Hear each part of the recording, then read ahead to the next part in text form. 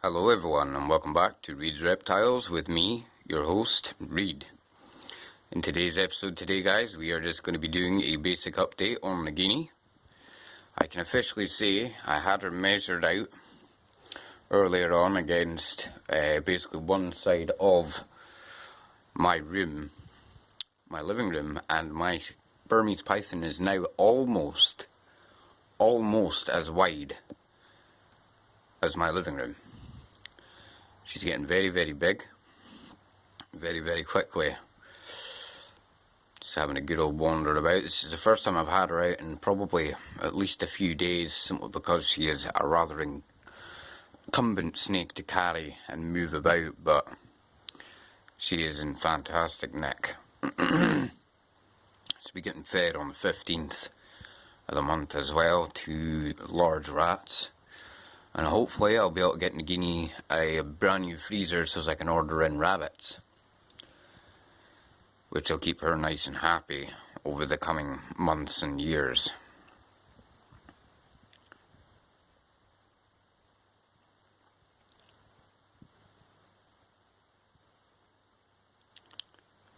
When it comes to Burmese pythons, I would give them overall a rating of 3 out of 5. As a pet, we're going to go through different categories. We're going to go through temperament and handleability, diet, costs, and housing. So the first section will be temperament and handleability.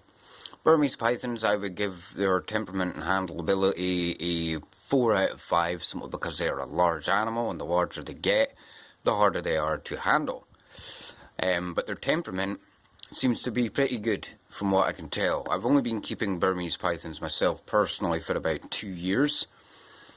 Nagini is a fantastic animal, but she's very food orientated as well. And she is a gentle giant overall. She's very strong. She'll give you the odd squeeze every now and again, nothing much, but you can feel the power in her muscles, which is great. Now when it comes to feeding these animals, I would give a 3 out of 5, simply because Burmese pythons require larger and larger and more food as they get older. Not only do they need larger and larger food as they get older, their food becomes more and more expensive as the years go on.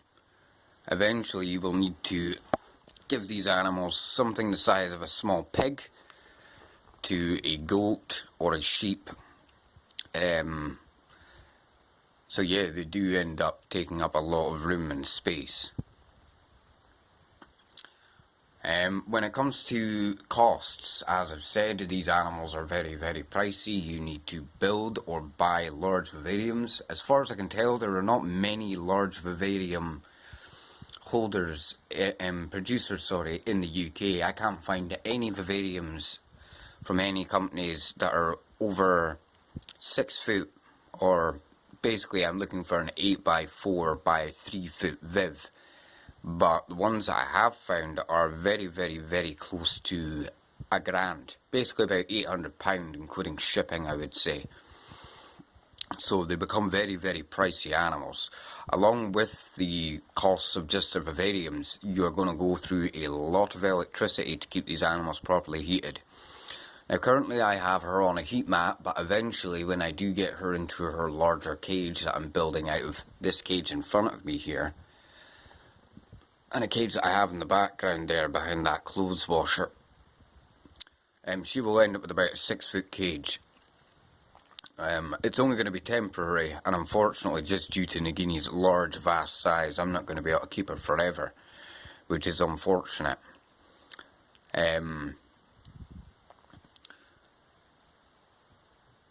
Overall, like I say, I give these snakes about a 3 out of 5. They're good natured. They're not anything like an African rock python, which is a very, very large aggressive snake.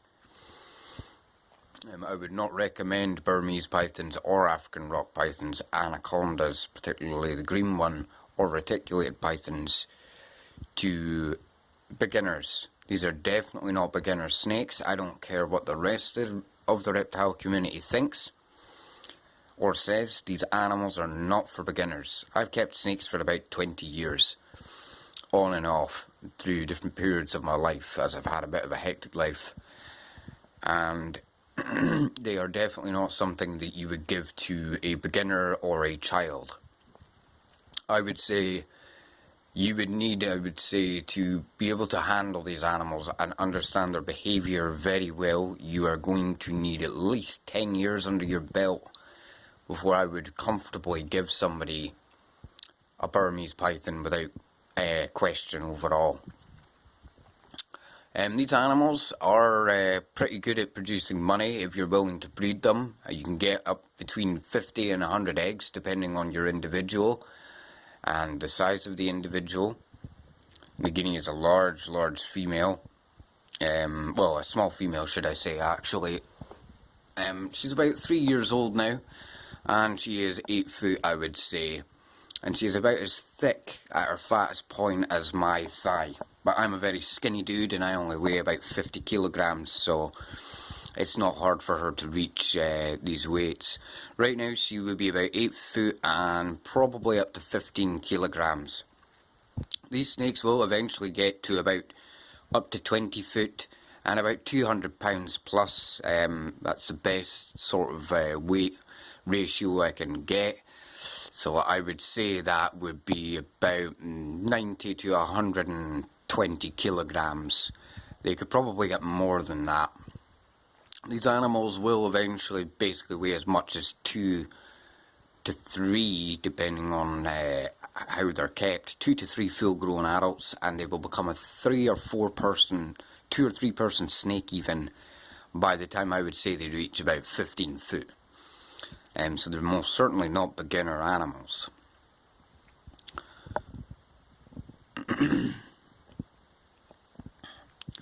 When it comes to breeding information, I don't have an awful lot of information on these animals. This is just a very, very basic synopsis.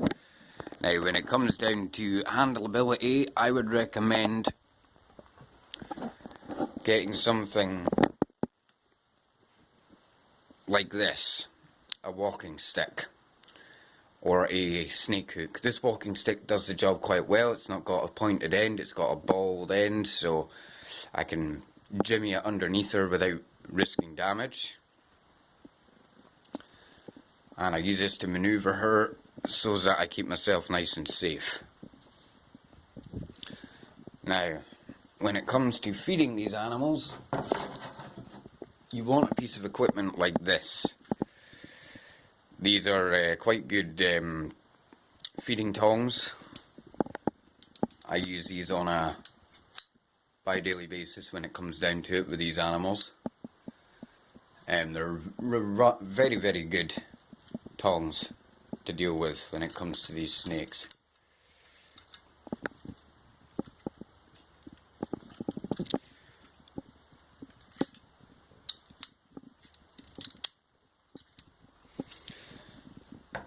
So guys, if you have any more questions about these animals, oh great, the cameras went out of focus there. Or if you have any extra information that could help me with my channel, you can always send me links, or even comment on the video and like, share and subscribe. This has been Reed's Reptiles, and I hope you all have a great day, and Nagini hopes that you all have a great day too. So peace out and have a good day.